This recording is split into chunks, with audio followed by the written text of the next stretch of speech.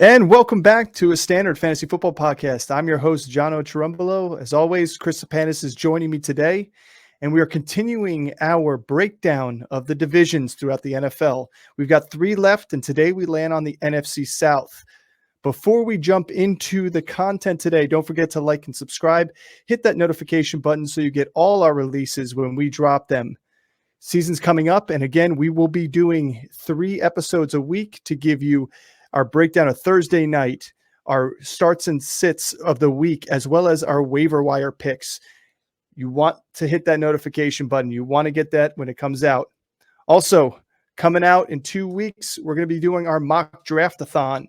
Every day, new mock draft. So if you're drafting from the 1 spot to the 12th spot or anywhere in between, we're going to be picking from those positions in various types of leagues. So don't forget to tune in, and we'll start with the NFC South. Let's roll, Carolina baby. Panthers. Yeah. Carolina Panthers, first team we're going to start with. Last year, terrible outing.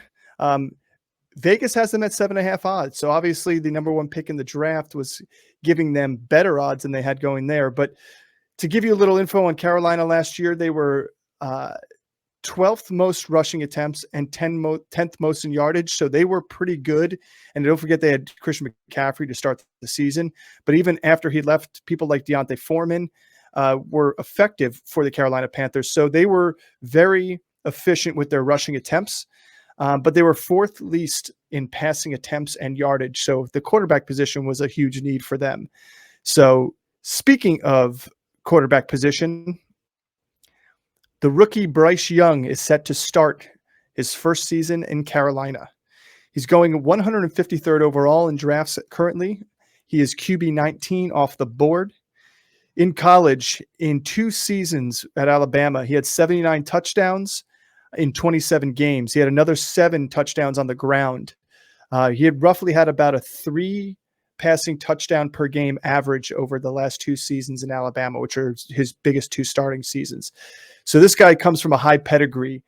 Where are you taking him? And let's not think about rookie, dynasty drafts. Let's not talk about keeper leagues. If you are sitting there, what scenario lets you grab him in your draft, and who are you grabbing him ahead of? I don't know. I mean, it's a 12-team league, right? So let's just assume 12-team league. Yes. 6-point touchdown. I'm not. This is probably going to be like if I draft, I don't know, Jared Goff. If I draft Stafford, if I draft one of like the lower tier guys, and I want to just draft a guy just to have a second option later in the season when he kind of develops a little bit more. I mean, it's really hard for me to want to draft. I mean, we're going to go through like any one of these quarterbacks. Derek Carr is probably my highest ranked quarterback in this division. And it'd be really hard for me to draft Bryce Young. I mean, there's like, unless someone in front of us, in front of the entire league goes 2 of the top 12 quarterbacks, then I'm not going to be in a position where I need to draft him. He's going to be purely a backup, and I typically am not going to waste a draft pick on a backup, wait and see quarterback. I've been pretty vocal on saying that the quarterback that I want from this draft is going to be CJ Stroud. And then Anthony Richardson after that. I think Bryce Young is going to, and it's not like he's going to have a bad season. I just don't think fantasy production is going to be there. So he's more of a waiver wire pickup, like wait and see kind of guy. I'd probably draft him over Ritter. I'd probably draft him over either of the Tampa quarterbacks. Probably draft him over Mac Jones, just on upside. But those aren't guys I'm going to draft to be my starting quarterback anyway. No, I'm in the same boat as you. If I'm going to be drafting him, I'm drafting him as a second quarterback off the board. I'd be drafting him if you take a quarterback early in 2 QB leagues, I'd probably draft him. And that's if we're going into 2 QB leagues, different scenario. But if I'm in a 12-team standard, even PPR league where it's 1 quarterback, the only way I'm getting him on my team is for his upside. If you grab somebody that's steady Eddie, who's got a lower ceiling, such as like Matt Stafford, such as Derek Carr, such as maybe Russell Wilson, where this guy could creep up and be somebody who finishes the end of the season, maybe just outside the top 10, but the second half of the season, he's rolling on all cylinders. And I mean, if you saw the news that came out about him, two things. One, Aaron Rodgers says he has, in the joint practices, says he has a great head on his shoulders. And secondly, one of the other, I don't remember if it was a coach or executive, was talking about how he's been like the most pro-ready quarterback that he's seen coming into the NFL in recent years, like ready to go. Even Thielen compared him to a 15-year veteran. This is a kid that I think is going to play above. I think he has the weapons to be productive. And I hope I eat my words on it, but I'm not worried about his height. I'm not worried about his size. I'm not worried about him. I'm not super confident in this offense that it's going to be like. What would you say is his ceiling yardage wise? Well, I expect this team to be playing from behind a little bit. I mean, their defense is decent. It's not a terrible defense, but I still think they're going to be playing from behind as they were last year. So to me, if looking at it, I could see him throwing for 3,700, 3,800 yards. Yeah, that's what I think his ceiling is 4,000 though. That's what I'm going to say. I'm going to say his ceiling is 4,000, that they don't lean into Miles Sanders, but I'm going to say realistically, probably 3,700, 3,800. Yeah, about 23 touchdowns, 25 touchdowns. That's where I'd have him. So, I mean, there's 12 guys that you can get that are going to overproduce that. And I don't. But that's also that's a good rookie season though too. Oh, for sure. Like I think he's going to be a good player in the league. Like all the comps to Drew Brees and how he's smart, he's accurate with the football, he throws downfield. His timing, his work ethic, his time that he spends in the classroom. Those are all really good things and really good qualities, and it's going to make him a good pro. But good pros don't necessarily make good fantasy quarterbacks. I mean, bad pros sometimes do make good fantasy quarterbacks, like Justin Fields last year, right? Potentially Anthony Richardson this year, where they're going to be, they might not win a lot of games. They might not be the most productive in terms of their passing, but they might put up great fantasy numbers because they might score and they might run and they might, be able to be playmakers and throw big plays. I think that Bryce Young's game is going to be it's going to be efficiency. And, efficient quarterbacks are good. I think he's going to be maybe a 15 to 20 point a week guy for fantasy. And that's not someone I want to draft. No, I mean, to end on Bryce Young notes here, I'll probably be happy to grab him, obviously, in a rookie redraft, or a dynasty league. I try and snatch him, and I definitely would try and take a chance on him in a. I like him out of the quarterbacks in this draft. You like CJ Stroud, but I like him, and I would take him in a keeper situation late, because if I could keep him, whatever your rules may be for keepers, you got yourself a solid future quarterback. Because the sky's the limit for this young kid who obviously commanded a great program in Alabama. So moving on to the really star receiver there. Add a star receiver in a year or two there, and he's going to be really good. And they will. I mean, we'll talk about a couple of receivers they have here that have some pedigree, and also some guys that I think we're treating like they're old veterans when they're not. But let's talk about Miles Sanders, and a guy who last year finally got himself back into the end zone after a season with 0 touchdowns on the ground, but saw his career high in a season in rushes. He finished with 1,269 yards and 11 touchdowns, compared to 0 in 2021. He was the RB10 finisher. Now, again, he ran on the best offensive line in football last year. He's going 49th overall, RB21. Is this a guy that you're targeting in zero RB drafts, or is this a guy you're going to be targeting as possibly your RB2? Where do you see him? I mean, I think you can do either. I think that, if you go, we've talked about when my hero running back draft strategy is never really, you draft one and then you're probably waiting 2 or 3 rounds before you draft another running back. I think he's perfect for this scenario. Is if you're going to go and stack up at 2 wide receivers or 2 wide receivers and a tight end, he's going to be available in the 4th and 5th round. in most leagues, and that this is a good spot for him. Like I think we talked about it, when he first went over there. Is he saw career highs in rushing totals last year, especially touches. I think he can replicate that. I think that they're going to want to rely on the run game, and the Panthers' run game was good last year. We talked about it. They were the 10th best rush team in the league on a per game basis, and they were effective. I think Miles Sanders comes in and he's a good running back, and I think with an efficient quarterback behind him, you can expect good numbers from him. Does he post an RB10 finish? Maybe, maybe not. I don't necessarily think so, but as a high end RB2, yeah, great. I think he's also good for a zero running back strategy. He's a good target. The volume is going to be there. I mean, Deonta Foreman's not there. There's Chuba Hubbard, and there's not really a ton of people outside of that.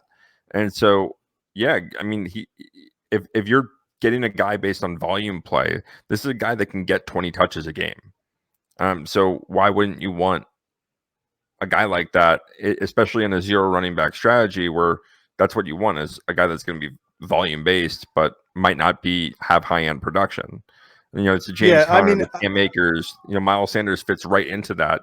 So yeah, if I can get him in the fifth round. Does he? I mean, here's the thing. He does in theory, but don't forget, last year was the first time in his career where he pretty much almost doubled his carries in a season.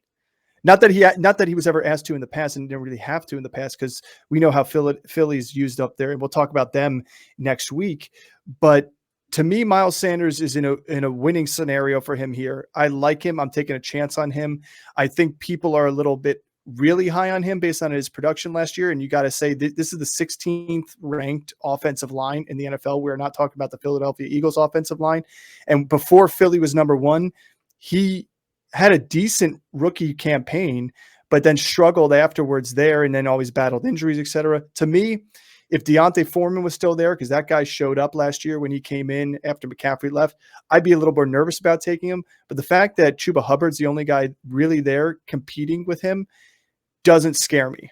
Like, Chuba Hubbard did nothing to wow me in any time he's been out there to touch the ball. He's had a couple, highlight reels here and there, but besides that, if that's his competition, he's in line for a home run in terms of, I think you could see him getting 1,100, 1,200 yards again, rushing just on pure volume again. And he may get more carries this season than he did last year. So, and I think the touchdowns could be there too. I mean, who's going to steal touchdowns from him? It's not going to be Bryce Young on the goal line. And it's not a mobile quarterback, a big mobile quarterback that's going to take. They got to get to the goal line. That's the thing. They're going to have to get to the goal line. The difference is the Eagles had more opportunities. So for sure. Again, Miles Sanders, we're recommending him both in a situation if you go zero RB or hero RB as your second RB off the board a couple rounds later in round 4 or 5. I'm not taking him any earlier than the 4th.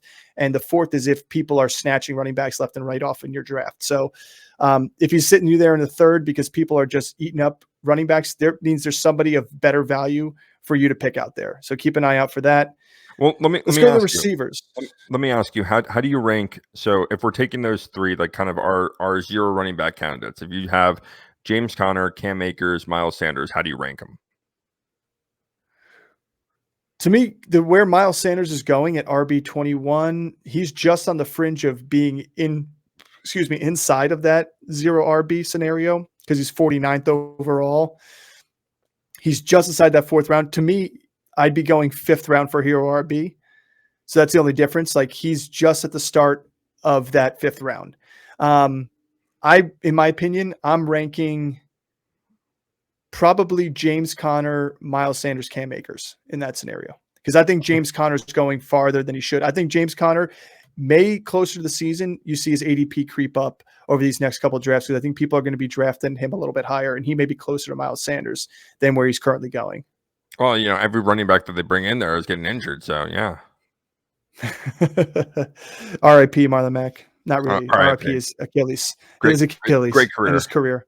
Great career. All right, moving on to receivers. Let's keep this train moving. We got Adam Thielen, DJ Chark, and the rookie Jonathan Mingo, and let's not forget the second round pick a couple years back, Terrace Marshall. So talking about Adam Thielen here, DJ Chark, Marshall, and Mingo, before I go into their stats, who's the one wide receiver to you that if they're sitting there for you at either at their ADP or value, you're wanting to grab? Because obviously they don't jump off the pages. I got to have a guy on this offense on my team.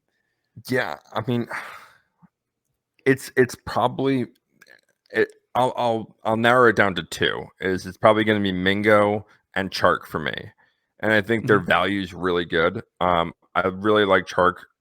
I've really liked Chark since he came into the league.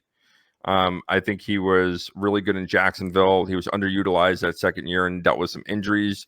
I think he was really undervalued last year in Detroit. I think he's coming into a really good scenario this year where there's not a whole lot of competition in front of him. I mean, I don't know how much I Thielen's going to drop, and I think he is going to be in line for just the volume guy there. I mean, like, look how many 100 target seasons that he's had. And again, that was in Minnesota, but with Bryce Young, who's going to be more of an efficient quarterback as we think he's going to be, then you're looking for guys that can get open, that are more short yardage and are really good in the short yardage, not so much those deep route guys. So Thielen could be a really good option if he starts slipping. But I like Chark and I like Mingo. I think Mingo is a really undervalued receiver that got drafted this year, a big body guy that can make plays. But this wide receiver room is, they got four guys there, and I think Terrace Marshall has been surprising some people in camp, which we've always expected that kind of Terrace Marshall breakout. And every year the quarterback play just kind of really kicks us in the nuts, and is like, yeah, it's not going to happen for any receiver here. DJ Moore, who how I feel about him. Look at his numbers the last couple of years where he hasn't been really productive to his talent level because the quarterback play has been really subpar there. So yeah, those are the two guys I really am looking to target more from this team. I don't necessarily know if I want to target Thielen, and I don't necessarily want to target Terrace Marshall. And I think Terrace Marshall you can pretty much get for free. I think Mingo, just because of the rookie status, people are going to take chances on him, especially in the dynasty leagues and in keeper leagues. But in a strictly redraft league, probably people aren't going to take a chance on Mingo or Marshall, and I think they're going to go more for Chark or Thielen. Yeah, and so Adam Thielen last year finished as wide receiver 36, 716 yards and 6 touchdowns. Again, he was on Minnesota. He's going as a wide receiver 54, 127th overall now in drafts. He's 32 years old. I didn't get a chance to look at where his birthday was to see if he's turning 33 during or before the season, but his yards per target, his catch percentage dropped all last year. So all that stuff is huge implications. Now, again, he was playing for Minnesota, where a young KJ Osborne was getting a little bit better. You had obviously JJ being the king of wide receivers. So to me, I think the biggest thing for Thielen is the veteran presence and the trustworthiness with Bryce Young. That may help you out if you take the chance on that. But the other thing too is DJ Chark is that guy I was alluding to that was being treated like an old man veteran in the NFL when he's a lot younger than everybody thinks he is. He was wide receiver 60. Yeah, he was wide receiver 65 last year. And let's not forget he was injured for part of the year too as well. But he still had 30 receptions for 502 yards and 3 touchdowns. He had a 16.7 yards per catch. He had I think he was wide receiver 6 in week 14 as well. So like he has the ability to put up the numbers. And the thing I like about him more than anything is he had 3 games of 94 plus yards or more last year. He's the guy who's going to have the big playability. So if I'm going to go for a receiver in Carolina, I'm going for big playability. Like I'm not going to go for Thielen, who's going to probably dink and dunk himself into a volume play. And yeah, he's had a great red zone presence over his career, but the athleticism of DJ Chark, and he's shown he can do it before. I'm trusting that. Terrace Marshall is a freak. Don't forget, he was a second-round pick out of LSU. So he was held in high regard by Carolina. The problem was when he was drafted, he came into Cam Newton, who had noodle arm. And then he came into Baker Mayfield and who else? Why am I drawing a blank? Sam Darnold. So like he didn't have great, like you said, great quarterback play. But that being said, he still had 47 catches for 490 and a touchdown last year. He had 10.4 yards per target. So let's just not forget that at the last 2 seasons at LSU, if he brings any of that to this coming season, he had 23 touchdowns in his final 2 seasons at LSU. So we know this guy's a big playmaker. And then you bring in Jonathan Mingo, another second-round pick too as well. I think Bryce Young leans on the veterans, and you'll see him sprinkle in Terrace Marshall, and you'll see him sprinkle in Jonathan Mingo here and there. Chark is a guy I'm leaning on. And that brings us to the last pass catcher, Hayden Hurst, who's going tight end 24. You know what's crazy about this wide receiver room is that they're all 6'2", 200 plus. Yeah, they're legit big athletes. Yeah, they're big athletes. Mingo, Marshall, and Chark, 6'2", 6'3", 200 plus pounds. Here's the only thing I'll say about Mingo. I know people were high on him. I think Carolina took him higher in the draft. They liked him a lot and his talent. And I think he's going to be a great future receiver. But he didn't have the output in college that some of these other guys like DJ Chark, like Terrace Marshall Jr. did, like other receivers that have come through Carolina. I think that they pulled the trigger early on him because they didn't want to miss on him. Which if you're going to be in the draft, you do it. In that second round, there was still like Hyatt and Tillman and other great receivers out there. I think they didn't want to lose on this guy, but that doesn't mean he's going to be your Justin Jefferson or your Jamar Chase first year out of college and coming out and blowing up the league. I think people are getting a little too trigger happy, hoping that they get the next Chase, the next Justin Jefferson coming out of in their rookie season. So I don't think you're going to see that here with Mingo. I think you trust Chark.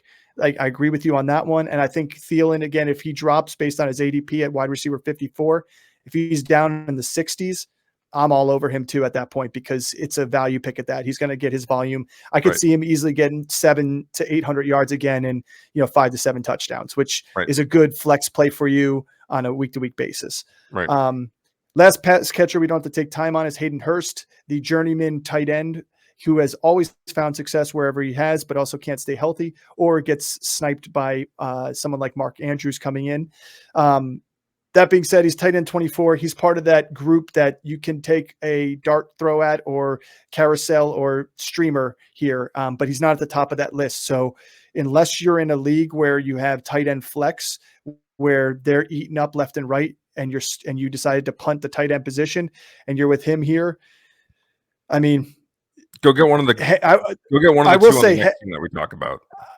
Let's just say in Cincinnati, he did half of his catches were first down catches, so he was highly regarded on third downs in Cincinnati by Joe Burrow, and he was used a lot in Baltimore before Andrews blew up, and he was used in Atlanta heavily. Not till Andrews blew up. He blew up in Baltimore with the Falcons before Pitts came. He had a great season the year before Pitts came in, and then he was took a back seat to him there. So to me, I will just say this is not a guy you're going to want to be thinking about. This is your main tight end gets injured and there's nobody left. You got to stream somebody situation here. So that's the Carolina Panthers. Let us know what you think on your thoughts on the receiving core there, on Miles Sanders, where you're taking him, and if you are drafting Bryce Young, and we want to hear why. Let's move on to the New Orleans Saints. New Orleans Saints has Vegas odds at 9.5 wins. No one the same. New Orleans Saints, to me, last year lost the division. They had everything they needed to win that division. They had more talent than most of the people. Tampa Bay was on a downturn, and somehow Tom Brady turned the ship around, pun intended, and brought Tampa Bay to win the division. But 9.5 wins for Vegas. Derek Carr's arrival shows promise, and Vegas thinks so too. They were 19th in rushing yards and 17th in attempts rushing last year, 16th in passing yards. But here's the crazy part. They were only 26th in attempts. So their passing efficiency through the air was massive chunk yard plays, like huge, big bombs to people like Olave. You had some other big screen passes here and there. So to me, Juwan Johnson, Yeah, Rashid Shaheed, Juwan Johnson has a big ADOT and yards per reception. Like they actually were really good, which makes them promising. Now, don't forget, if you listen to our teams that we're avoiding or offenses we're avoiding, this was one of them. But it wasn't because of lack of talent. And I want to say that again now. This was purely because there's a new offense, new quarterback, a lot of mouths to feed here, not just in the receiving core, but in the running core too, that you're taking a dart throw at somebody. I'd rather take a more sure shot pick than be taking somebody that I'm hoping, like a Michael Thomas hoping to reclaim his 2019, or Olave to be the actual alpha there, or Kamara to come back off of his 3-game suspension. Like those are stuff I don't want to be risking a big pick on because they're going higher up in the draft than honestly you really want to take a guy and you want to get somebody that's a more sure shot. But let's leave it off with Derek Carr. I just want to make quick note that I am not a Derek Carr believer. He was QB 17 last year. In 15 games, he had 3,500 yards, 25 touchdowns, 14 picks, and he threw the lowest completion percentage of his career with arguably the best wide receiver of his career on the team. Now, Darren Waller being hurt on and off, he did have he had the best running back in football on his team there too. So to me, I'm staying away from Derek Carr unless I punt the QB position so far that he's the best on the board. And that's only because the guy hasn't thrown over 27 passes since 2016, I believe it is. Like, it's been a long time, and he's had Crabtree. He's had other receivers there that can get the job done. And he's just not able to do it, especially in a Vegas team last year where they should have thrown for 35 touchdown passes. I mean, hell, half his touchdown passes went to one guy last year. So what are your thoughts on Derek Carr? They did have the league leader in rushing. They did. But again, he also was a big part of the receiving game too, as well. And I mean, again, injuries, they had Matt Collins, who was pretty much taking a big role. But what are your thoughts on Derek Carr? Yeah, I mean, before we move on from him. I mean, it's the same thing as you. It's like Derek Carr is a guy that I'm going to be drafting if I completely boot the position. But he's a guy that I would draft. Like if I do miss out on all the top guys, then he's, at least from a talent position and the talent that's around him, like they're gonna score points. Like this is a good offense. It's just I think the points are and the yards going to spread out. I don't think he's going to be an elite quarterback, but I'm kind of in the same boat as you. There's a couple guys I would take over him, especially in the later rounds. Like I would take Russ over him. Like in the next tier down, I think there's more upside with Russ. That's my whole thought process. Like everybody expects this team to be something that I don't think they're going to be. I think their defense is going to keep them in games. Same with Geno. Same with Daniel Jones. Like I think he's at the third tier down for me in terms of quarterbacks, and so but he's at the top of that third tier, I would say. There's the top 8 guys, and then there's a huge drop off. And those next kind of grouping of guys are guys that are going to be in, like I would take Goff over him any day. Like Goff is the top of my second tier, I would say. But like truly, what's the difference between him and Dak? Like, a handful of points. So, to me, those pocket passers, there's no difference. Like, it's just a matter of like, you can rate it based on the total offense at that point. It's right. Like, he's just in a better situation as a pocket passer. Like, you don't have the only pocket passer out there, in my opinion, that has the highest ceiling, out there is probably Tua. And it's because of the 2 high flying weapons he has. And then I'd say Geno Smith right after him. But, and Cousins. But besides that, you're sitting there is like Matt Stafford, Derek Carr. Who'd you just say a second ago there too? And I can't remember now. Geno, Russ. Dak. No, Dak. And Russ has become more of a pocket passer, which has hurt him. I think he's hopefully a little more mobile. But that's what I'm saying. Is like, who's going to have the highest upside as that pocket passer? Like I would. This is bold take, but not really. I would take Purdy over him. See, but to me, that goes down to the situation. I like Purdy's situation better. Yeah. because I like his weapons as a whole better, and I like Yeah. the offensive mind and the play calling there is just better, and he plays a And better system quarterback. but they're both in that kind of category that they're not going to win you weeks, right? Like they're going to be efficient. No, Like they might score you 20 points, and that's going to be good. It's like Bryce Young is there, and maybe take the upside of Bryce Young. I just don't like the weapons around Bryce Young as much as I like the weapons in New Orleans. yeah, but you're right. You're right. It's they're not going to win you weeks, but they're going to Like you be said, somebody who's going to give you steady points. But you're not looking to win a week winning position when you punt it. You know, if you're not getting one of those really top tier guys or the high upside guys, they're not like Daniel Jones is probably the last one of those week winners that can, you know, all of a sudden win a game because he tears off a 60-yard run down the, you know, on a sneak. there's also the tight end So in the room that we're not talking about. So yeah, that no other team has, that New Orleans has, and that can take points away from your quarterback. So and we'll get to that. him. So Stay tuned. well, yeah, I want you to talk about the running backs here a little bit because you know, the first two, I'll say a little bit about Kendra Miller, but I'll lead you in here with Alvin Kamara and Jamal Williams.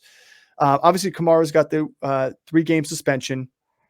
He's going RB 30, the lowest ever in his career. I expect that to go up a little bit because only a 3-game suspension. He was RB 19 last year, had 223 carries, one of the most he's ever had in a season, for 897 yards. So his efficiency was down, only 2 touchdowns. So he had 57 catches for 490 and another 2 touchdowns, 4 total. To me, he didn't look like Alvin Kamara of old. And then Jamal Williams coming off his 17 touchdown season, not big in the passing game. He had 1,139 total yards. But again, only 73 of those were through the air. Are you looking to get either one of these guys? And how far does Alvin Kamara have to fall in round wise for you to be comfortable grabbing him? Obviously, now as your RB1. Yeah, I mean, I think his ADP is falling for him. Here's my one argument against him is that, and you kind of alluded to it, is that he's been inefficient and just wildly inconsistent. You know, he'll have these blow up weeks and then just disappear, and then blow up weeks and then disappear. I mean, 2 years ago he scores 6 touchdowns in a game, and then He used them all up. He used them all up. He had 16 that season. Yeah, and so it's he's kind of a guy that I think 3rd round is probably the highest I would take him. I would like, and Jamal Williams is going 3, half a round after him. He's 6 spots. He's going 6. He's going 6 running back spots and 6 running back spots. 6 running back spots. But right now, ADP wise, 6 running back spots is roughly. Oh yeah, sorry, about a round and a half. It's about 2.5 rounds right now. 2.5 rounds. Okay. Yeah, it's 57 overall for Kamara right now, 95 for Jamal Williams. So almost 3 rounds. And again, this is kind of the downside. And this is kind of a team. Again, this goes back into why this is an avoid team for us, is because we have Taysom Hill, who's going to take points away from both the running backs as a runner, and he's going to take points away from the quarterbacks as a passer. And he is a cheat code at tight end, that you can go and draft. And it's a guy that we don't talk about enough because, he can score you 30-point weeks, but then he'll disappear for a couple weeks, and Correct. then they'll use him, and they'll use him again in another game. But this is kind of an avoid situation for me unless one of these guys slips to me. Like if Kamara slips to me at the end of the 4th round, like, why not? Like, that's great value for a guy that last year was being drafted in the 1st round, for a guy that has that kind of talent, the touchdown talent. And for 3 games, okay, as an RB2 and RB3, sure. And that's why I would say if he drops to the 4th round, at that point, I'm already probably going to have a 2nd running back. So as an RB3, if I have an RB1 already, as an RB2, I can go get Mozart or someone for free, later on in the 14th round that I can play for the first. He's Samaje Perine. I can go and Perine, yeah. And here's my quick note on Kamara before I move on to Kendra Miller, the 3rd running back in this, crowded backfield. Is I'm not taking him at his ADP in round 3. I'm not taking him in round 4.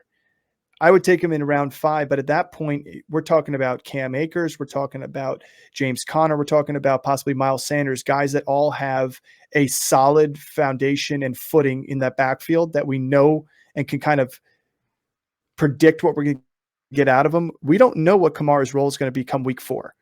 And that's the only concern I have. Like, Kamara is a fantastic athlete, and I'm not knocking the way he plays football, but you have Jamal Williams there, and we have Kendra Miller, who could weeks 1 through 3 have a little bit more of a play here. And who knows, what if they decide to just go on and trade, Kamara? That may be the best situation for him because he's not in a crowded backfield.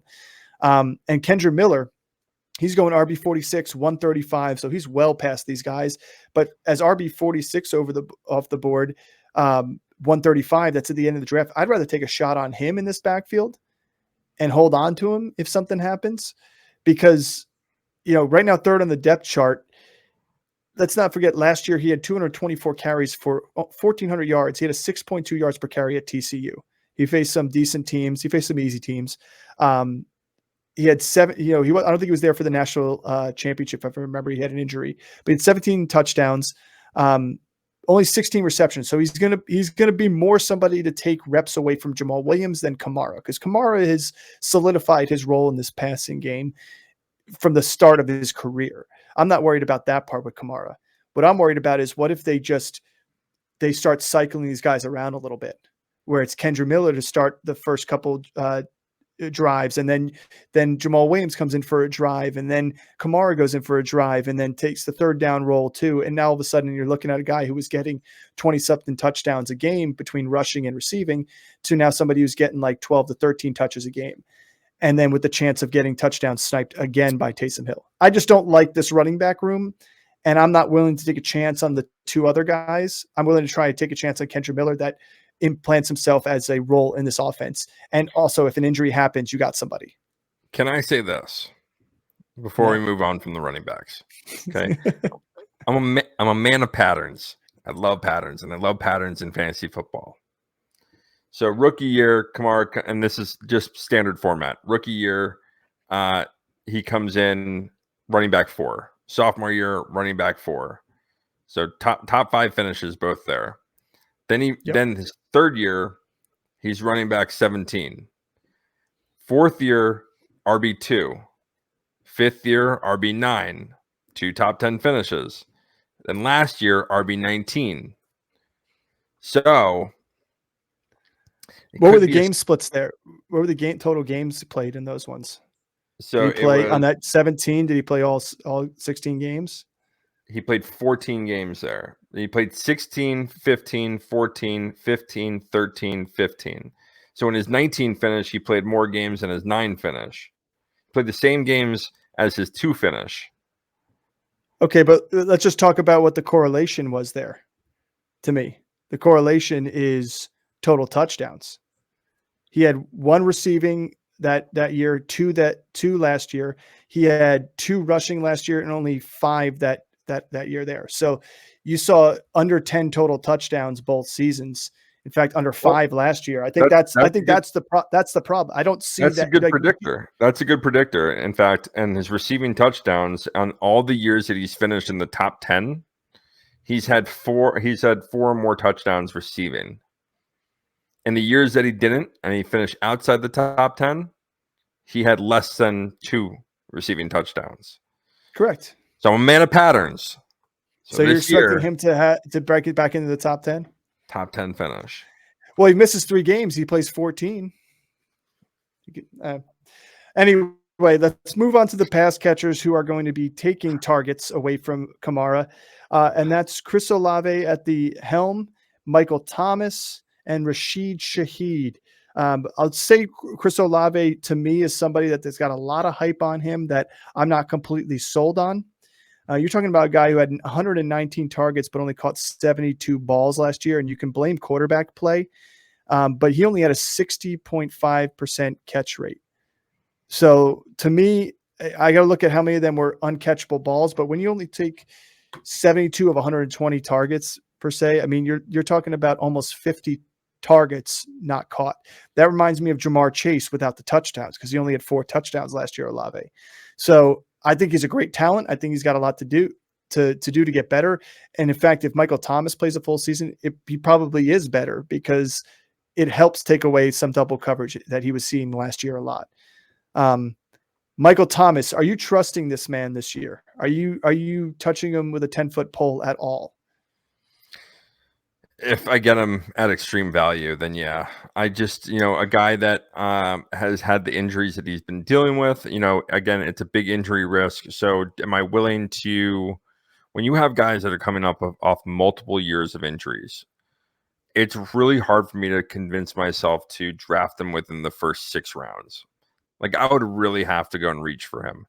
And what I'm gonna kind of allude to, but you're not, because his value is baked into or his injuries are baked into his value. He's 102 overall. Yeah, I mean you're literally talking about somebody you can get in the 8th, 9th round right there. Yeah, I mean then why not? That's deep. Like that's where you look to go and grab like really high upside players, and you're not risking a lot there. So yeah, I would touch him there. But I would say the guy that I think on this team, I like their value the best and is going to live up to their value the best is Rashid Shaheed. And I've been on this guy since 3-4 months ago. Since I watched him last year, like this guy's a spark in a bottle. He's lightning in a bottle. He is, every time he touches the ball, he seems to either have a big play or score. And that's something that I want a piece of. And especially with Derek Carr and the way he throws the ball, like knock Derek Carr all you want, but he throws the ball deep very well. And yeah, he does. He's accurate at doing it too. When you have Olave and let's say Mike Evans is somewhat healthy, when you have those two, I think that Shaheed has earned himself a wide receiver 3 role. He's right now 3rd on the depth chart, so I think that the Saints agree with that too. So this guy is, and you're essentially getting him for free. Like he is a late round draft pick. This is a true sleeper because of how late he's going. But he's going to live up to the value of where you grab him. He's going to outperform his ADP. Whereas he's 15th, he's 18th, 15th round. He's pretty much primarily the last round in general 6 bench normal. If I were to put a bet on anything this year, it's that he outperforms his ADP. If I were to put a bet on any one player that outperforms their ADP, I'd cash in on that. With ADP 182 overall, wide receiver 69. Like you're telling me he already finished at 56 last year, which was higher than that. I mean, let me throw these stats. I think he's going to be more involved because of what they saw from him last year, and he's going to be targeted more. And even though defenses might be more ready for it, like you still have to respect. Like let's say Thomas is playing, right? You still have to respect Thomas, and you still have to respect Olave. And then what they can do with the guys in the backfield. Again, this is a team that has a lot of talent on it. Like, don't get us wrong. Like, this is a team, like, even though we're saying, like, I don't really like a lot of the value of these players, they're talented. Like, they're hella talented. They got 3 legitimate running back options. They got a tight end that can 3 receiver options. They got 3 receiving 2 tight options. ends. They got 2 tight ends and a tight end that can play quarterback and running back. Like, they got plenty of weapons on this team. And it's a matter of how those weapons, what the production is going and how it's going to be spread out. And so Shaheed is a guy that I absolutely love. Like 15th round, no problem. Go ahead and smash that button and draft him in the 14th round. He'll outperform it. I would draft him in the 13th. That's how much I like this guy too. You're talking about a guy with a 17.4 yards per reception last year with an 82% catch rate. A guy with, and I couldn't find his ADOT stats because he only had 28 receptions, but I got to see if I could dig that up. But an 82% catch rate for a guy who's a deep ball pass catcher, that just tells you the ball's near him, he's catching it. And if you're Derek Carr and you're slinging the ball downfield, you got to love a guy with those type of hands. So I'm jumping up on him in round 13 if I can. And to be honest with you, if you don't like anybody else in round 12, that's around him and you want to take a shot on a guy, you don't want to miss him. This is the perfect example. It's a guy who can all of a sudden end the season with more touchdowns than Michael Thomas. And he had half the touchdowns of Olave on literally a quarter of the receptions. So, And don't get me wrong, he's not going to be a wide receiver 2. He's not going to be a wide receiver 1, but a flex play, like have this guy on your bench because he can throw up 20 points in a week. Like he's that explosive. And if there's an injury, he needs one catch. One catch. Yeah. How many Yeah. games last year did he have 1 or 2 catches, but they went for 53 yards and a touchdown? Yeah. Like, I agree with you. I love him. I think he's great. He's one of those guys, like I said, we'll take him late. I'll take him a little bit earlier because I like the talent there. And to back up what you said, I'm just looking it up here. 1 catch, 53 yards and a touchdown. 3 catches, 95 yards and a touchdown. 4 for 75, 2 for 53. You know, his biggest volume was 6 for 6 against Philly for 79 yards on 13 yards a catch. So like he did it against one of the best teams too, 2 weeks before the end of the season. So in a game that Philly had to win to lock up that final spot. So let's final out here. These are 2 tight ends that I will talk about because they finished at tight end 20 they finished at tight end 8 and tight end 3, and they're going tight end 20 and tight end 22. Juwan Johnson going tight end 20, ADP 163 overall, was tight end 8 last year. He had 508 yards, 7 touchdowns, and a 12 yards per reception average.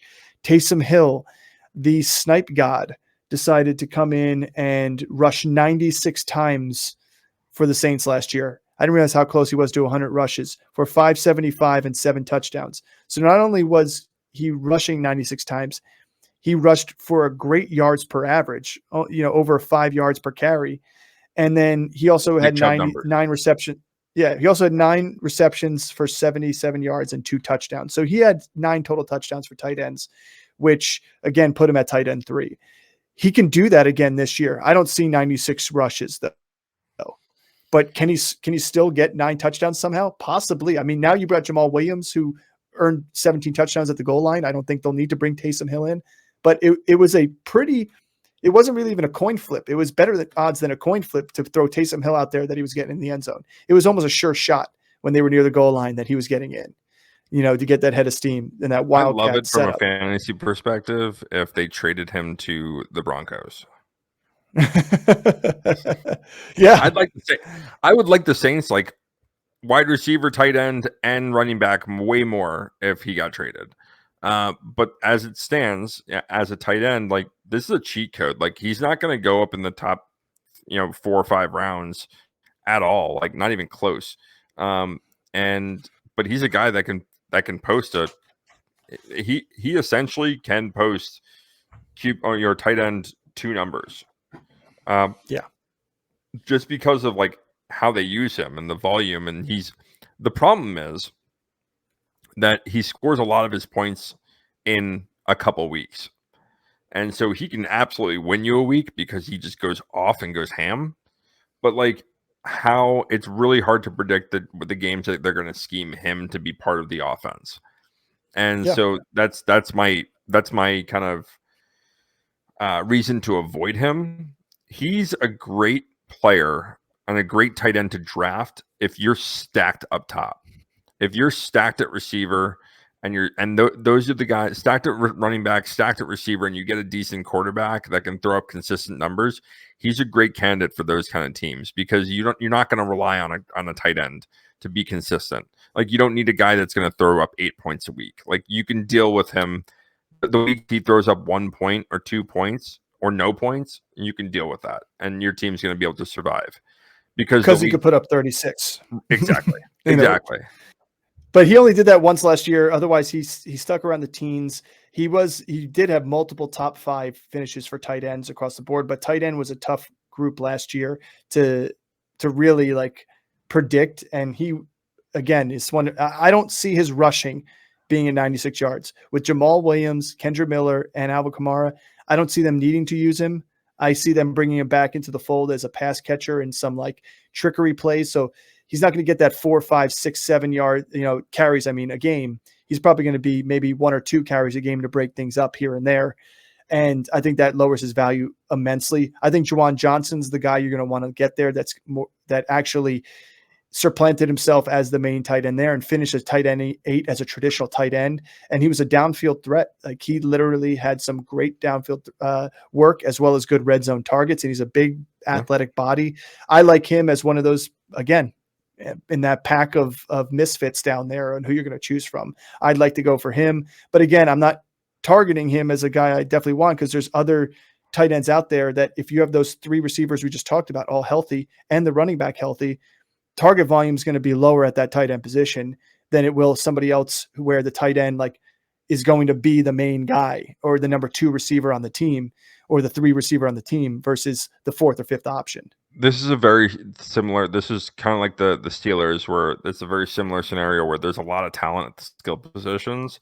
It's just from a fantasy perspective, it's really hard to fall in love with any of them because of how the ball is going to get spread out because there is so many targets. There is so many.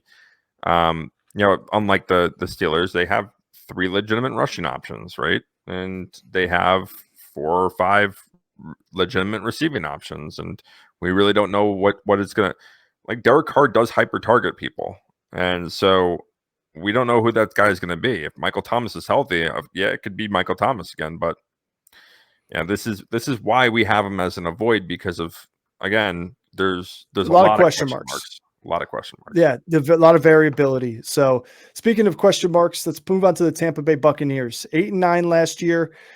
Somehow. I mean, this won't be a long one, and neither will the Falcons. But there are some highlights we want to make here. So Vegas has 6.5 wins for them. Obviously, without Tom Brady, the win total is going to go down. They won the division with, listen to this, a minus 45 point differential. The worst in their division, the lowest scoring in their division, yet they won the division. That just goes to show that this division is anybody's, and they beat up on each other. They had the highest passing volume, number 2 in yards, and the number 1 in actual attempts. So to me, you've got throw last year's numbers out the window. Exactly. That's what I was about to say. To me, you can't go off of that. I feel like that's going to change. I feel like they're going to be a little bit more balanced coming this year. Don't see them being the way Tom Brady was. They had to be because of where they were. But you did a little short recently on Baker Mayfield and Kyle Trask. Just spend 1 minute on these guys who are both QB 29 or QB 32 and QB 35 respectively. Should we just insert my short here because that's 1 minute? Make it quick. Make it quick. All right. Well, here's my consensus on this: is that Kyle Trask is going to end up being the starter. Baker Mayfield's going to be the starter to start the season, and he's going to lose the job because he's going to turn the ball over. Because that's what Baker Mayfield does: is turn the ball over. And if he's been consistent in anything, it's turning the ball over. That's all you need to say. Yeah, I mean, I think that to me, in that opinion, you're not going to draft one of these guys with confidence. Like, I think Kyle Trask is like, it's going to be interesting to see, we played last in in the short, they played last in 2020, right? At Florida, he threw for 4,200 yards. He threw for 43 touchdowns, only threw for 8 interceptions. And they did that in the SEC. He only has 9 passes in the NFL. Like, he didn't play at all his rookie year because Brady's there. And he threw 9 passes last year. He completed 3 of them. Like, there's not a huge sample size for NFL. So he's had a couple years to sit. And still didn't win the role. He still didn't win the role. Over Baker Mayfield. That's what I'm just going to say about it. I mean, we can move on from these 2 quarterbacks. Yeah. Like, again, if you had an injury to quarterback and you're on the waiver wire and all of a sudden Kyle Trask is sitting there and he's looking decent and he's the starter at that point, or Mayfield's looking decent starter at that point, maybe grab him if you have an injury, but there's probably somebody else better on the waivers there, especially one quarterback elites. Let me say this. Drafting one of these guys at any point in the draft is a bigger travesty than Bijan being taken ahead of Derrick Henry.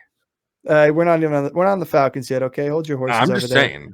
Don't draft one of these quarterbacks for the love of God. Okay.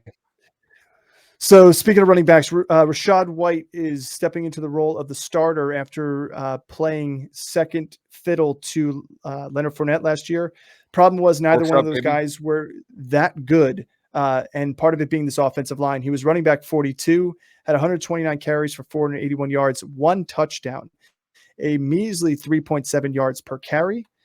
He did have 50 receptions for 290 and 2 touchdowns. So he was heavily targeted. But again, that was with Tom Brady, who was known to dump down to his guys, and he's, not being a mobile guy and not having that much time back there.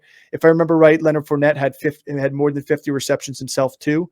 So it wasn't just Rachaad White's a receiving running back. You can't call him that because both running backs, Lenny and him, both had it. They just happened to be at the hands of Tom Brady and benefited from that.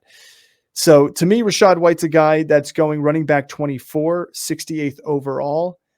He is not a guy that I'm targeting at a 0 RB situation as my first running back off the board. I would be happy to have him as my RB2 because the chance for him to succeed is there. If this offensive line is improved at all in the running game and he can get that yards per carry up to 4, I still don't see this team being successful enough scoring points where they're going to be in situations where he's going to score a lot of, or have a lot of opportunities. They may be passing a lot more often, which is why I'd rather have one of these 3 receivers. But quick, what's your thoughts? Rachaad White is he the guy that you like? Do you see him improving from last year, or do you see him kind of being, just blah, like a guy that's just going to, sit there in your RB2 flex position and not really move? No, I but really not like really him. win you a week. I actually like him this year, and I actually think you brought up a really good point. Yeah, he's not going to be my first. If I'm going 0 running back, he's not going to be my first running back off the board, but he's damn well going to be my second. Like if you go and get Connor, or you get Akers, Or Sanders, you get Sanders, he should be your second one. And you're going to be You're going to be pretty well off if you're stacked up at receiver and you go 0 running back. Having Rachaad White as a second running back is going to be really good for you. There's no one play, yeah. There's no one there. Like I still do expect them to go and sign a veteran. This is one of the teams that I expect that a veteran's going to come in, and just to have a change of pace, because Keyshawn Vaughn is not that. Well, Chase Edmonds, I was actually there is like Chase liking Edmonds. Chase yeah, but he just is gone for the season. I think he had an Achilles rupture. Yeah, if I'm correct. And so again, this is another team that I think is going to go and sign a veteran just to have another guy in there. But I think Rachaad White, well, I got to watch him at ASU because Forks Up, baby. But he is very, very talented as a runner, and he's talented as a receiver. And one thing Baker does is check down.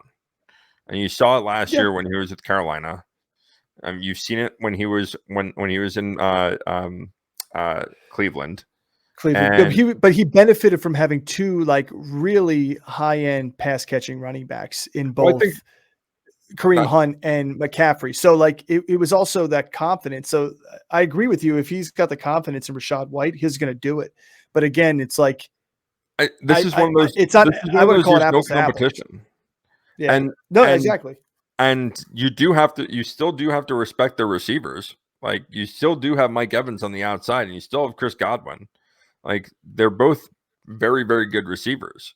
So you still do have to respect those. Is he going to face 8-man boxes because they don't fear the pass? Probably not. But he's not like he's a good enough running back to be productive. He wasn't inefficient. I think he had Leonard Fournette there last year that took a lot of the shine away. He was very inefficient. But so was Leonard Fournette. That team was just efficient in the ground, period. I think he had 3.7. I think Fournette was like 3.69 or 3.7. Like they were pretty much almost the same.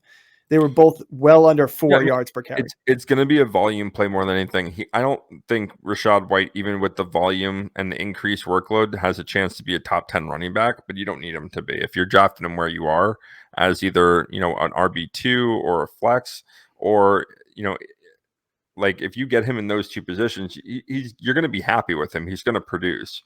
I don't see him stinking it up. I don't see him being outside the top 20. But I don't see him being inside the top 12. Like I think he's going to be in kind of that range. That's his ceiling. I think is 13, and I think his floor is probably going to be 20, 21. And that's where I think his range of outcome is, because there's just no one there right now. And he's being drafted at RB 24. So you're hoping that you're drafting him at where you're drafting him at value where he's going to finish above his running back position that he's there. And that's what you got to hope for when you get him. Like you're not going to draft him and want him to finish at RB 28. So you mentioned the 3 receivers here who are probably going to be the biggest targets in this offense. And that's in Mike Evans, a guy who has yet to miss 1,000-yard season, and Chris Godwin, who had an amazing 100-catch season and barely made it over 1,000 yards. That was an interesting season for that. And Russell Gage, I'll bring up too, even though he's kind of, on the back burner. There is a good stat I want to bring out there that does bring to light somebody that could actually produce on this team too as well at times. So Mike Evans, he's going 80th overall, wide receiver 33. Godwin's going at 63rd overall, so he's going before Mike Evans.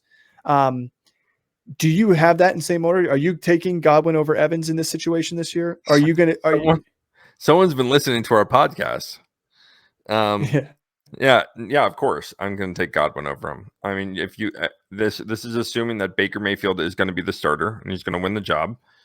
Baker Mayfield has never sustained a deep ball receiver. Mike Evans has his entire career had deep ball guys, whether it be Jameis Winston, Ryan Fitzmagic, or Tom Brady, and guys that are great at throwing the deep ball. And he's been successful in that. But even in those years, except Tom Brady last year. Yeah, but even in those years, like you look at the spread on his numbers, right? How many games did he have like these blow up games and then disappear, and then blow up games and then disappear? And I just don't think he's going to have those blow up games anymore because there's no one to throw the ball deep. Baker cannot throw the ball deep, and he's not been efficient at throwing the ball deep his entire career.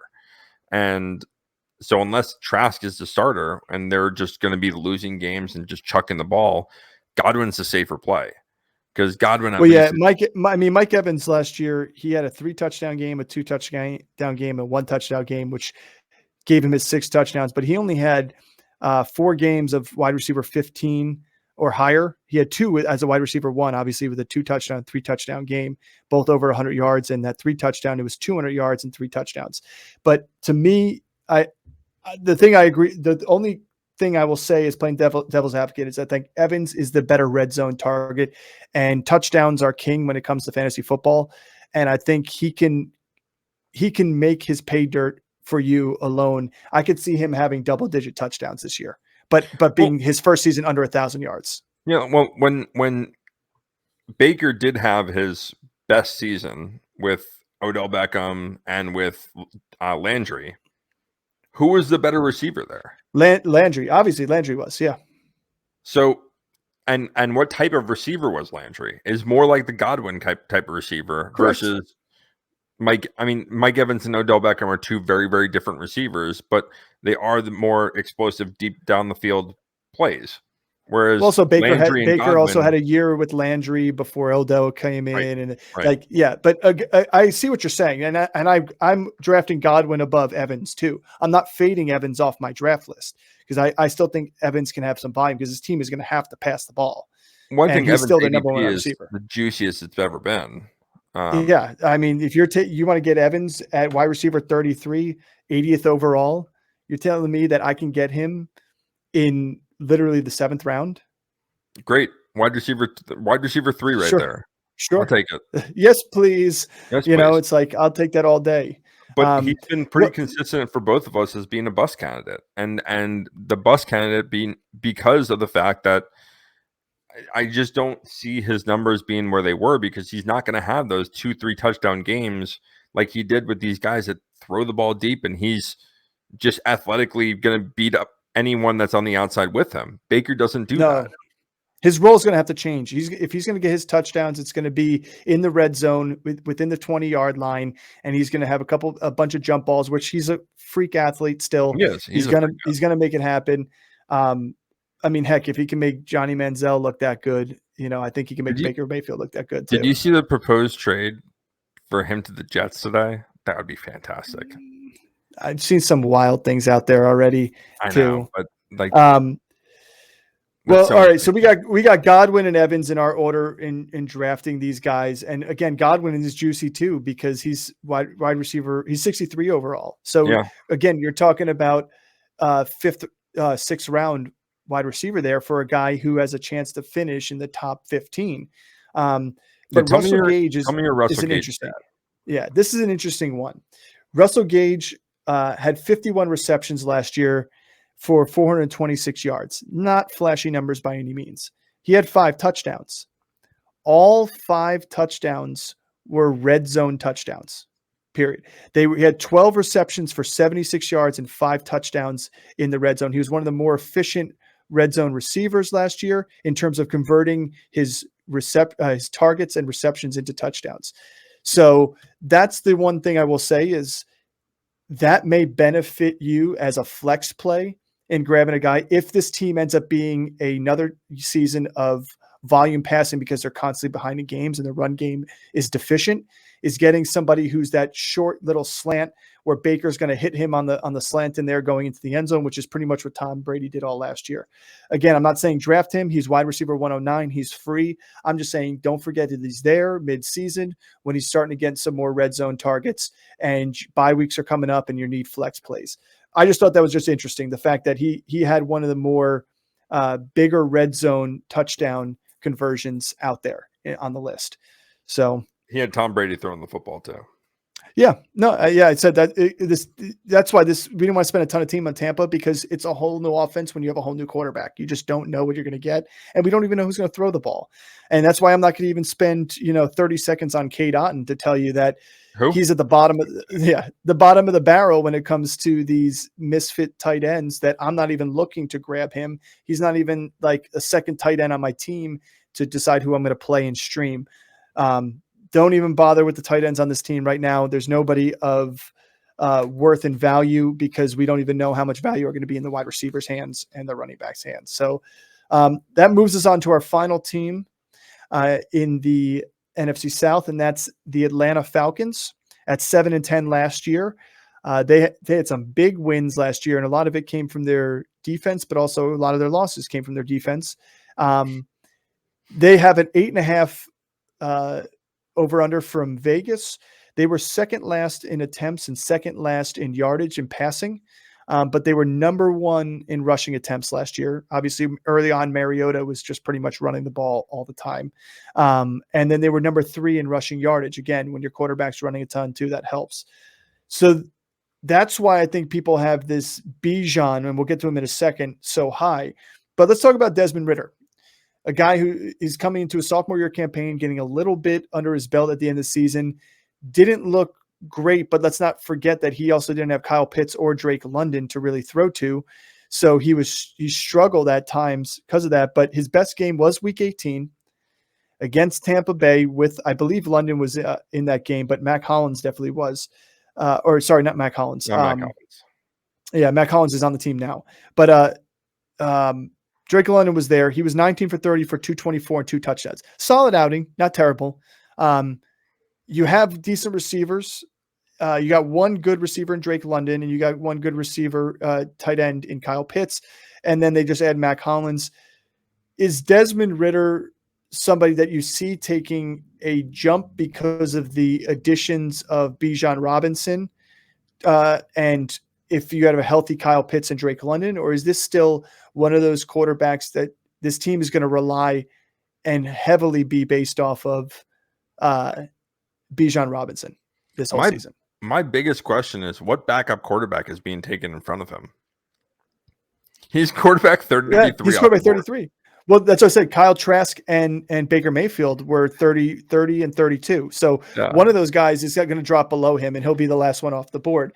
So I mean, it's a big question mark. Is do we see a big jump in him? Do we see any kind of jump in him? Do we see kind of a future in Desmond Ridder at quarterback there? And I think that a lot of people are high on this Atlanta Falcons offense, and they were not a very good offense last year in terms of passing. And you can blame Mariota all you want, but Ridder came in and wasn't really that much better.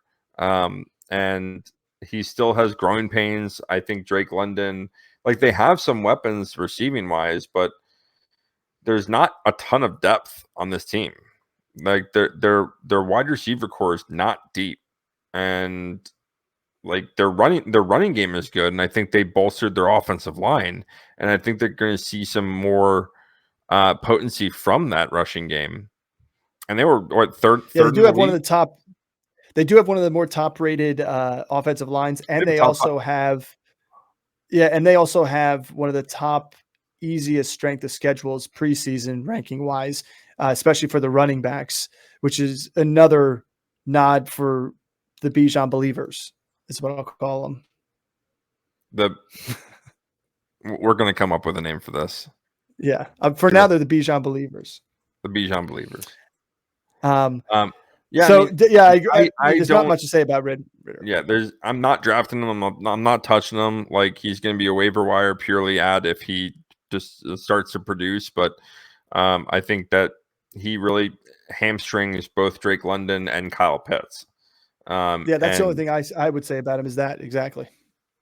And I think until he we limits them. kind of see, I think he limits them, and I think until we see kind of, more of what he can be or what he is, and it's not like a scenario where like Kenny Pickett's able to kind of develop because of the talented receivers that they have on that team. This is where they're basically putting Ritter in and just like don't mess this game up for us. Like we're gonna run the ball. The We're thing gonna play about solid Ritter is like defense. Don't mess this game up for us. the Don't thing turn the about ball Ritter over. though, it's been his accuracy since college. Like even people who watched him in college will say that he was accurate sometimes and he was inaccurate other times, and he struggled with that. And unless he gets better at that, I've always, to me, it's been the problem is if Matt Ryan were under the helm when Kyle Pitts was there, and he had his 1,000-yard rookie season, like I was confident in Kyle Pitts. It just sucked that he didn't get any touchdowns. But after that, once the QB changed, I had no confidence in Kyle Pitts because he is such a good athlete, but you still got to get the ball near and around him. So, to me, Ritter hamstrings the receiving core, but he can rely on somebody like Bijan Robinson. And coming into this here, he's going as the RB3 off the board, 9 overall. Too rich for my blood on a team that was 7-10 last year. And I don't care if they were number 1 in attempts and number 3 in rushing yards last year. You take the rushing yards away from Mariota, you still had a 1,000-yard rusher in Tyler Algier. So the rushing yardage was there from another running back. And to me, Bijan Robinson, yes, everybody's liking him to Saquon Barkley and a generational talent. But everybody knew Saquon Barkley was going to touch the ball like 400 times when he came in as a rookie. I don't think Atlanta is going to do that with Bijan. I don't think it would make sense to do that with Bijan with the people you have behind him. The fact that Tyler Algier last year finished as RB22 on 210 carries for 1,035 yards and 3 touchdowns. I think he's going to be using the passing game a lot because he is a good receiving back out there. And I think he's going to have rushes taken away by Algier. And I think they're going to move Cordero Patterson maybe more to a receiving role and have him more in sort of maybe wildcat in some other situations, a little bit different, because I think Algier supplanted him as a better option in the running, true running back form there. But you can't knock Patterson's he's still there. So he ran for to me, almost 700 yards last year. Yeah. Yeah. He averaged 4.8 yards per carry and had 8 touchdowns last year. Yeah. With Bijan Robinson, I think people are really. Well, here, let me say this. If you're taking Bijan Robinson 3 overall, it's because you're expecting Bijan Robinson, and you are taking 3 overall because you're expecting him to outperform everybody but CMC and Eckler, who are going above him right now. And some people are drafting him above Eckler. But in order to outperform Saquon Barkley or Nick Chubb, you're talking about he needs to have over 1,600 to 1,700 total yards, and he needs to have at least 11 touchdowns, because that's what I see coming from both those guys at the end of the day. And so I just don't see the rookie coming in and doing that on a team that at some point is going to have to abandon the run and pass to win some football games. You only won 7 games last year. A running back's not going to win you 3 more to make you go in the positive. I mean, just look at Saquon Barkley with the Giants when he came in. The guy was rookie of the year, and that team didn't make the playoffs. And you had a Super Bowl MVP at the helm. Yeah. A better quarterback. I mean, you had like the worst Manning better brother. Quarterback. You had like the worst Manning brother. Yeah. Only 2 of them played football in the NFL. So yeah, I agree with you, but I'm just saying he still was a 2-time Super Bowl MVP and champion at the helm, not Desmond Ritter. Yeah, thanks to a really good defense. But no, I mean, let's back to Bijan. It's like, all right, we've kind of harped on this a lot. So let me get to the highlight points. Okay, he is not Zeke. He is not Saquon Barkley. When those guys came in the league, not only did they have either the number 1 rushing offense in football and the best offensive line in football, with 3 future Hall of Famers on the offensive line with Zeke. He's talking about Zeke.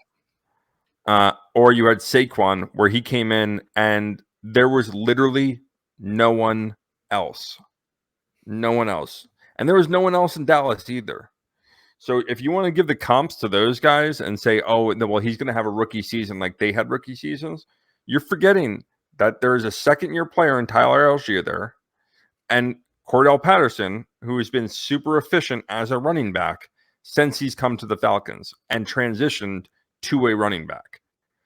Yeah. So I'm not saying that Bijan is not the most talented running back in this backfield. He is. But this week it came out. He is third on the depth chart. Saquon Barkley and Zeke were never third on the depth chart, ever. Even an unofficial depth chart. Even an unofficial depth chart, they were never there.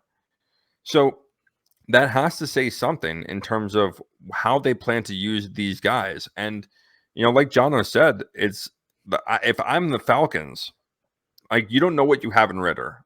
And are you going to go and give Bijan 300 plus carries just to give him 300 plus carries just so people can be justified in fantasy football? No, this is the NFL we're talking about. So start thinking about it like from an NFL perspective. Is this team ready to make a playoff push right now? No, they've set up a bunch of pieces, though. They've set up a bunch of pieces. Their one issue is quarterback, and they don't know what they have in quarterback right now. So you're not going to give a top 10 pick in running back, and you're just going to overwork him and get him hurt. And when you have other guys there that are productive, that you don't have a lot of money invested in. So Algier, I don't see a scenario at all that Bijan takes 60% of the workload. I don't see it 60%. At most, I would say 50, 55% of the workload that he's going to get there. And at 50 and 55% of the workload, he's Tony Pollard. So evaluate him at Tony Pollard's value, which is, yeah. See, that's where I differ with you. I think he is gonna have higher than 60% of the workload, but to me, I think, and this is what you got to think to yourself, like, if you're saying he's not going to be, you're drafting him behind Zeke and Eckler, or CMC and Eckler. That means you're drafting him behind two guys that are going to they're not getting 100% of the workload. Other guys are getting, Elijah Mitchell's going to get his, and they're going to give Eckler rest too as well. But you have a guy that's going to command both the rushing and receiving game at a high percentage. And to me, when you look back at those two rookie years you're talking about, for Saquon, he was number 1 in PPR, number 2 in standard. The dude had only 261 attempts in the rushing game, which I think is actually a good number for Bijan to get here. But he had 91 receptions in the passing game. So that's what you have to expect. That, yeah, you have to expect that from Bijan for him to get to that place you want him to be. And for Zeke, he had 32 receptions, but he had 322 carries. And I don't see Bijan Robinson tipping the 300 carry mark. It would be idiotic for them to waste a year on Bijan by doing that and not getting Algier to get out and mix it up a bit. And, maybe he finishes with 50 receptions, 57 receptions, and maybe he finishes with 260 yards.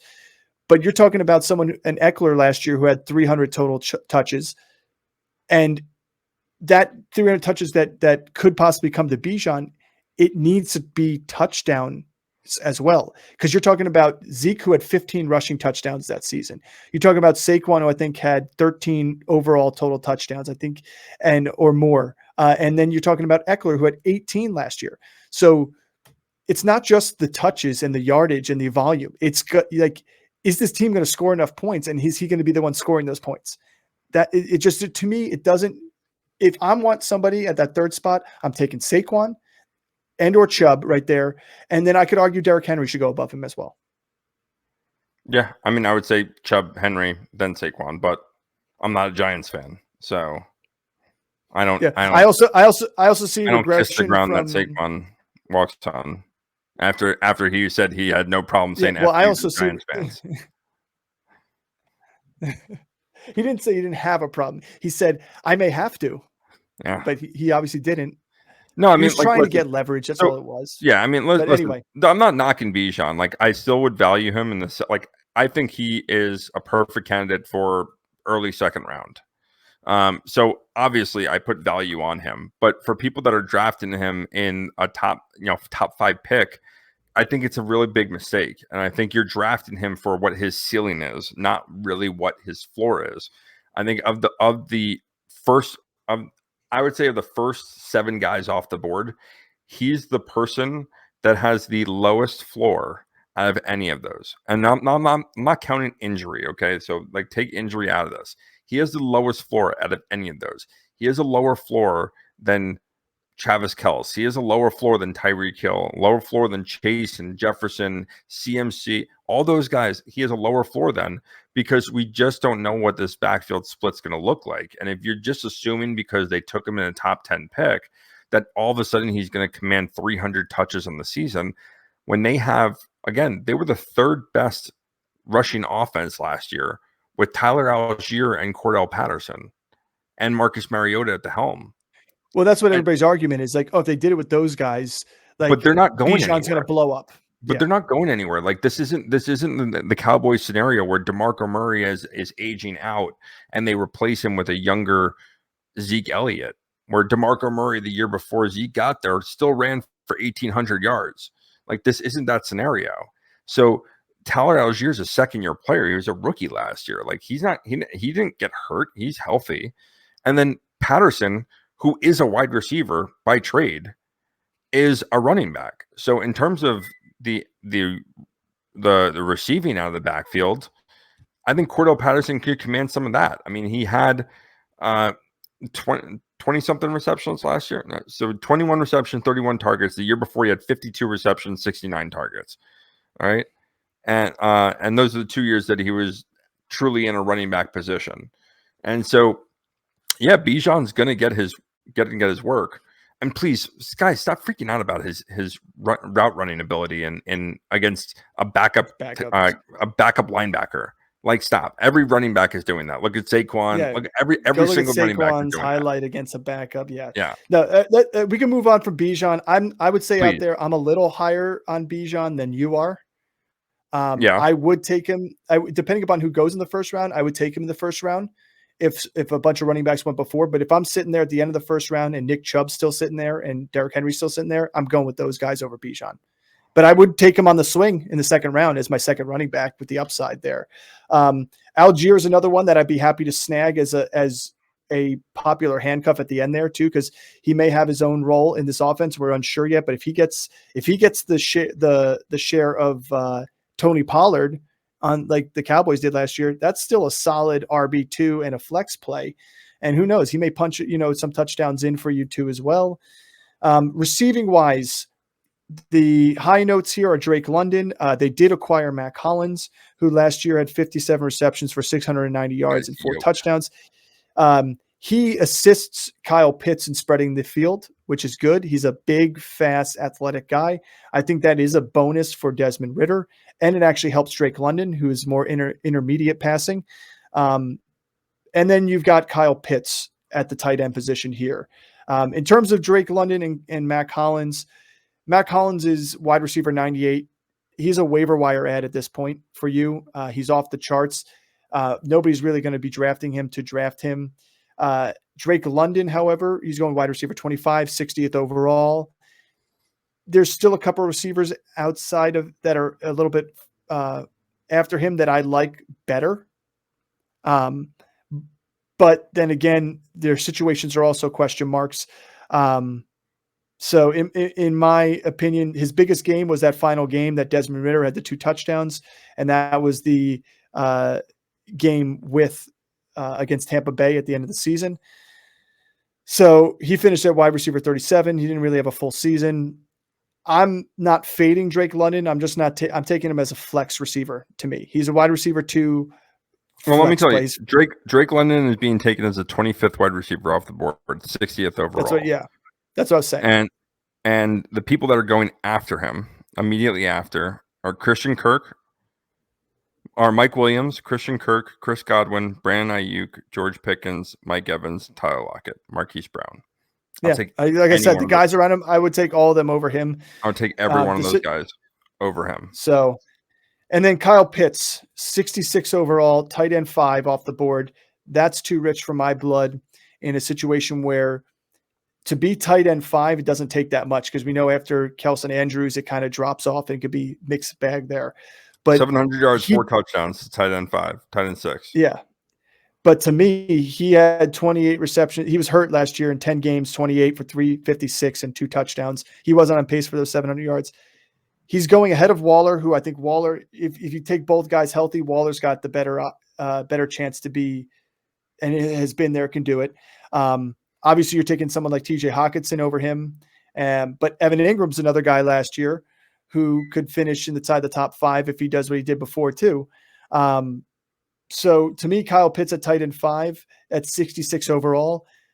I probably would take him late 7th round. I wouldn't be getting him at 66 overall because, again, you're talking about Drake London and Pitts being 6 picks apart. Look at all those receivers that are there that have a better chance to outperform Kyle Pitts. And yeah, I know he's a tight end, but I think there's other tight ends that are right there in that tier with Pitts can either do the same or may have a better opportunity. Yeah, and that's exactly part of my argument on outside the top 4 tight ends. First of all, Waller's playing the amount of numbers that are on the jersey behind you.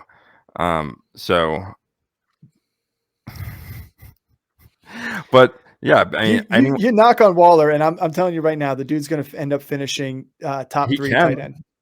Yeah, he can, and because he has too. I'm just saying he will because he's the number 1 target for Daniel Jones this year. Yeah, he will lead. Can. And Saquon will be number 2. So the Giants are making the playoffs. Yeah, just barely like they did last year. Where Saquon was the number 1 in targets, number 1 in receptions, number 2 in targets, or whatever it was. Yeah. I mean, Pitts is just he kind of falls into that next category where like I can make an argument for any one of those guys to kind of be in any order. It's a guy that I agree with you. He's too rich for me. Where his ADP is, I'll let someone else deal with that. I'll wait in a couple rounds and get a guy that's probably going to throw up very similar numbers to him. I'll get a guy 4 rounds after that throws up 20 less points than him. I'm fine with that, especially at the tight end position. At the end of the season. And points per game, it's like a quarter of a point per game. Yeah. So yeah. But he does have he has the upside and he has a high ceiling because of his athleticism. He's a freak. It's just a matter of the quarterback play at the end of the day. So can we talk about Younghoe too? No, we're finishing up with the Atlanta Falcons. Moving on from the Falcons here, that ends our NFC South. Tune in next week where we break down the East divisions, AFC and NFC. 2 divisions that are going to be button heads back and forth all year. Some very valuable players in both those divisions that a lot of people are going to want to hear us talk about. Some are obvious and some are not. So don't forget to hit that notification button so you get those drops when we put them out. Like and subscribe if you like the content, and please leave a comment.